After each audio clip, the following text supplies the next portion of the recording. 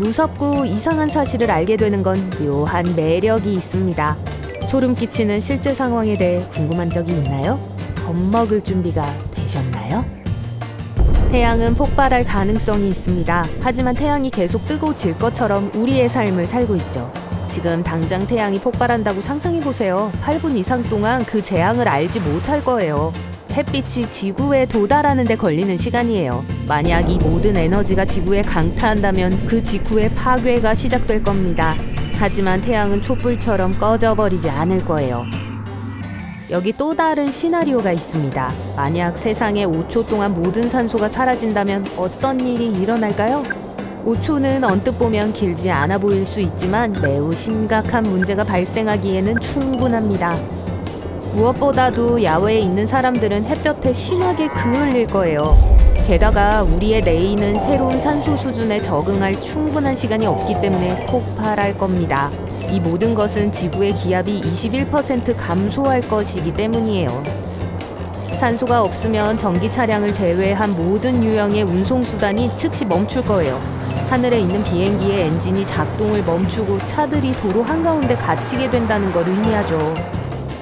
그리고 아름다운 푸른 하늘은 어두워질 거예요. 하지만 아마 하늘을 올려다볼 여유가 없을 겁니다. 지구의 지각이 발 밑에서 무너지고 있을 테니까요. 지각은 약 45%의 산소로 구성되어 있습니다. 자유낙하가 시작돼요. 비록 이런 시나리오들이 잠재적으로 가능성이 있기는 하지만 종말을 주제로 한 영화의 줄거리처럼 느껴집니다. 그래서 좀 더 현실적이고 무시무시한 세계의 종말 버전을 소개할게요. 박테리아와 바이러스가 얼음 속에서 살아남을 수 있다는 거 알고 계셨나요?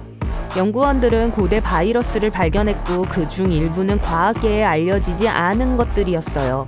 예를 들어 2014년에 과학자들은 약 3만 년 된 바이러스를 발견했습니다. 다행히도 과학자들은 이 바이러스가 사람에게 해를 끼치지 않을 거라고 합니다. 그러니까 종말의 날을 대비해 챙겨놓은 짐은 잠시 내려두세요. 하지만 문제를 일으킬 수 있는 미생물은 과학자들을 걱정시킵니다. 예를 들어 2016년 폭염 이후 탄저병이라는 심각한 전염병이 발생했습니다. 그 근원은 1941년부터 얼음 밑에 갇혀있던 감염된 술록 사체였습니다. 수십 명의 사람들과 수백 마리의 술록이 감염됐죠. 결국 그 지역에 살고 있는 일부 가족들은 안전한 곳으로 이동해야 했습니다. 아름다운 봄날, 여러분은 잔디를 깎고 있어요. 갓 깎은 풀의 좋은 냄새를 즐길 수 있어요. 그건 사실 SOS 신호입니다. 과학자들은 식물들이 고통을 알리는 방법으로 특별한 화학물질을 방출한다고 해요. 긍정적인 면에서 보면 그 향기는 또한 유익한 곤충들을 끌어들입니다. 거미는 우주에서 살아남을 수 있어요. 2마리의 거미가 우주로 보내졌고 무중력 우주선을 새 집으로 삼았습니다. 수컷은 65일 동안 무중력 상태에서 살아남았습니다. 지구로 돌아온 후에도 여전히 살아있었어요. 그리고 암컷은 34개의 거미줄을 만들고 3번의 탈피를 했습니다. 우리는 작은 동물들이 눈에 잘 띄지 않기 때문에 잊는 경향이 있습니다. 하지만 과학은 그것들이 생태계에 중요하기 때문에 무시해서는 안 된다고 말합니다. 기후변화가 거미를 더 크게 만들고 있습니다. 예를 들어 2009년에 한 연구는 북극이 점점 따뜻해지고 봄이 빨라지고 여름이 길어질수록 늑대 거미들이 더 커진다는 걸 밝혀냈어요. 그리고 더 큰 거미는 더 많은 자손을 낳을 수 있기 때문에 더 수가 많아져요. 우와, 거미들이 우주에서 살아남을 수 있고 점점 커지고 있다고요? 또 무엇을 할 줄 알죠? 수영? 사실 거미도 수영을 할 수 있어요. 훌륭한 수영 선수는 아니지만요. 수영을 별로 좋아하진 않아요. 실수로 물에 빠지거나 포식자에게 쫓길 때만 수영을 하죠. 우리가 물속에 너무 오래 있으면 손가락에 주름이 생기는 건 실용적인 이유 때문입니다. 이를 통해 미끄러운 표면을 더 잘 잡을 수 있어요. 그러나 이 기능은 신경 무결성 문제로 인해 사라질 수 있습니다. 예를 들어 28세의 정비사가 실수로 유리문을 통해 넘어져서 손목에 깊은 상처를 입었습니다. 힘줄이 다쳤어요. 회복 과정에서 그는 흥미로운 사실을 발견했습니다. 그의 손가락은 더 이상 주름이 생기지 않았어요.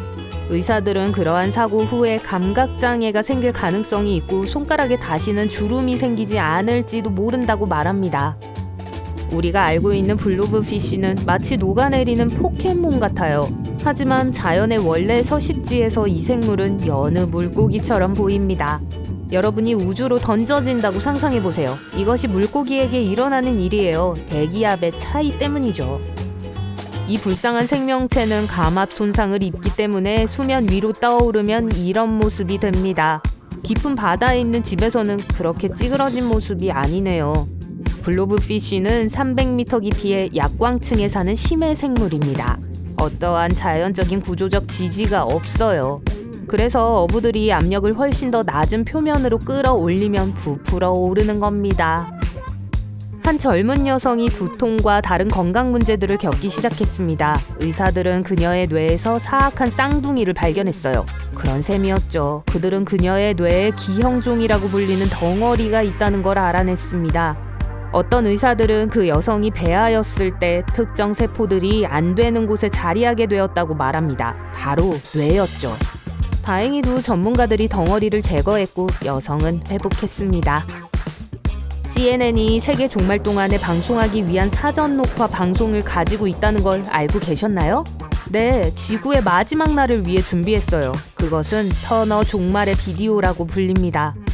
외과 의사들은 전나무가 인체 내부에서 자라고 있었다고 주장했습니다. 한 남자가 폐에 뭔가 문제가 있다고 의심하며 의사에게 왔습니다.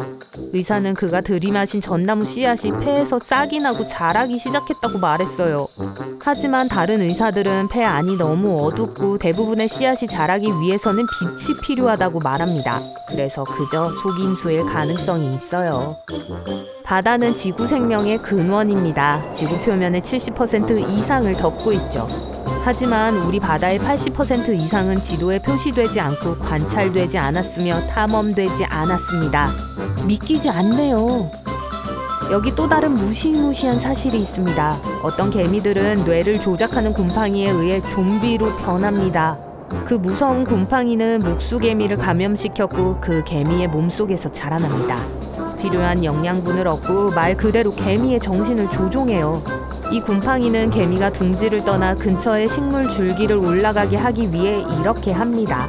이 곰팡이는 소름 끼치는 곰팡이의 성장에 적합한 온도, 습도, 높이를 찾을 때까지 곤충을 조종해요.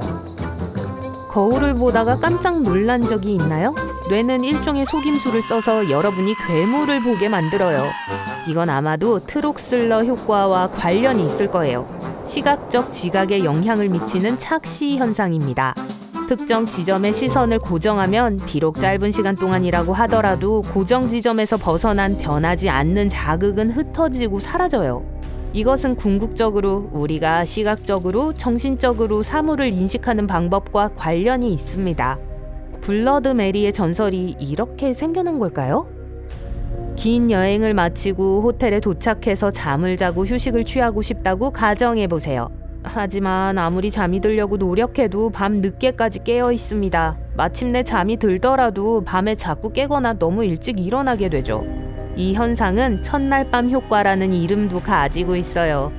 연구들은 낯선 장소에서 잠을 잘 못 자는 것이 잠재적인 위험으로부터 잠자는 사람을 보호하는 것과 관련이 있을 수 있다고 주장합니다. 낯선 환경에 있을 때 우리 뇌의 절반만이 실제로 휴식을 취합니다. 몇몇 다른 동물들도 그렇기 때문에 우리만 그런 건 아니에요. 이 목록에 미처 추가하지 못한 소름 끼치는 사실을 알고 계신다면 아래에 댓글로 알려주세요.